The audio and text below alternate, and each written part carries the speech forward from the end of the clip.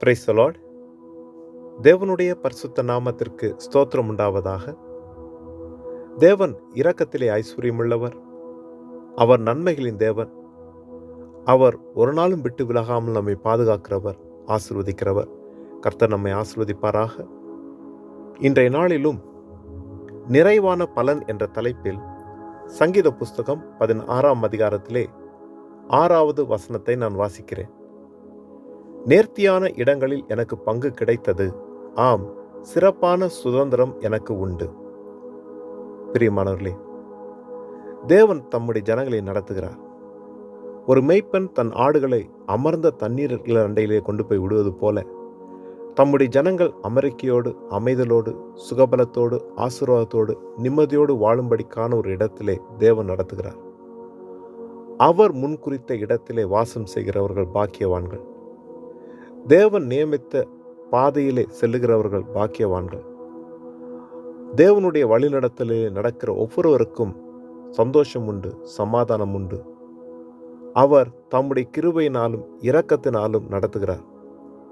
இந்த உலகத்திலே நாங்கள் போகிற பாதையிலே எத்தனையோ தீமைகள் வந்தாலும் கர்த்தருடைய வழிகளிலே நாம் நடக்கும் பொழுது, அவருடைய சித்தத்தை நாம் நிறைவேற்றும் பொழுது, அவர் குறித்த எல்லைகளிலே நாம் வாசம் செய்யும் பொழுது நமக்கு ஆசீர்வாதம்.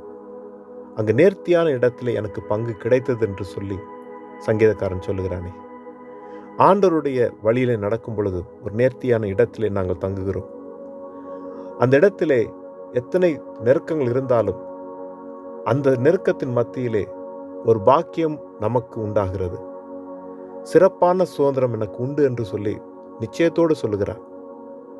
அங்கு ஈசாக்கினுடைய வாழ்க்கையில் பார்க்கும் பொழுது, அவன் பெலிஸ்திய தேசத்தில் இருந்த நாட்களிலே சுற்றிலும் பஞ்சம், தேசமெங்கும் பஞ்சம் உண்டானது. ஆனாலும் தேவன், நீ எகிப்துக்கு போகாதபடிக்கு இந்த தேசத்திலே தங்கியிரு என்று சொன்னபடினாலே அவன் அந்த தேசத்தில் தங்கியிருந்தான். தேசமெல்லாம் பஞ்சம் உண்டா இருந்தாலும் அங்கு ஆதியாகமம் 26ஆம் அதிகாரம் 12ஆம் வசனத்தில் பார்க்கிறோம், ஈசாக்கு அந்த தேசத்தில் விதை விதைத்தான். கர்த்தர் அவனை ஆசீர்வதித்ததனால் அந்த வருஷத்தில் 100 மடங்கு பலன் அடைந்தான் என்று வேதம் சொல்லுகிறது. தேவன் சொன்ன இடத்துல இருந்தபடினாலே அந்த இடத்திலே பஞ்சமே இருந்தாலும் அவன் விதைத்த பொழுது அவனுக்கு 100 மடங்கு அங்கு பாக்கியம் கிடைத்தது, பலன் கிடைத்தது. கர்த்தருடைய பிள்ளைகள் தேவன் சொல்லுகிற இடத்துல இருக்கும் பொழுது, தேவன் சொன்னபடி அந்த வார்த்தைகளுக்கு செவி கொடுத்து அதற்கு கீழ்ப்படிந்து நாங்கள் வாழும் பொழுது நமக்கு 100 மடங்கு ஆசீர்வாதம் உண்டாகிறது. நம் வாழ்க்கையிலே நன்மைகளை பெற்றுக்கொள்கிறோம். சுற்றிலும் சூழ்நிலைகள் தலைகளாக இருந்தாலும் கர்த்தருடைய பிள்ளைகள் நமக்கு அங்கு சரியான பலன் உண்டாகும்படிக்கு தேவன் அனுக்கிரகம் செய்வார், ஆசீர்வதிப்பார். சிறப்பான சுதந்திரம் நமக்கு உண்டாயிருக்கும். ஜெபம் செய்வோம். இரக்கமுள்ள நல்ல தகப்பனே, இந்த காலை நேரத்துக்காக உமக்கு நன்றி செலுத்துகிறேன். தேவரீர், இந்த உலகத்தில் வாழுகிற சாதாரண மனுஷர்கள் நாங்கள்.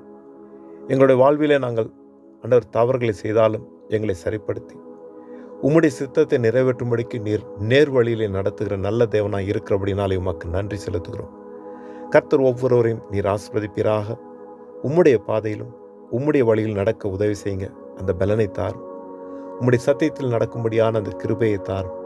ஆண்டவரே, இருதயத்தில் எப்பொழுதும் உமக்கு பயப்படுகிற பயம் எங்களுக்கு உண்டாயிருக்கும்படிக்கு ஜெபிக்கிறேன். எல்லா காரியங்களிலும் உம்முடைய வழிநடத்தலும் உம்முடைய கிருபைகளும் உண்டாயிருக்கும்படிக்கு ஜெபிக்கிறேன். எல்லா தேவைகளையும் சந்திப்பீராக. எந்த சூழ்நிலையிலும் ஆண்டவரை நாங்கள் 100 மடங்கு பலன் பெற்றுக்கொள்ளும்படியாக எங்களுடைய சகல கிரியைகளையும் பிரயாசங்களையும் ஆசீர்வதிக்கும்படிக்கு எல்லாம் வல்ல இயேசு கிறிஸ்து நாமத்தில் ஜெபிக்கிறேன் நல்ல தகப்பனே. ஆமென், ஆமென். கர்த்தர் தாமே நம் அனைவரையும் நிறைவாய் பரிபூர்ணமாய் ஆசீர்வதிப்பாராக. ஆமென்.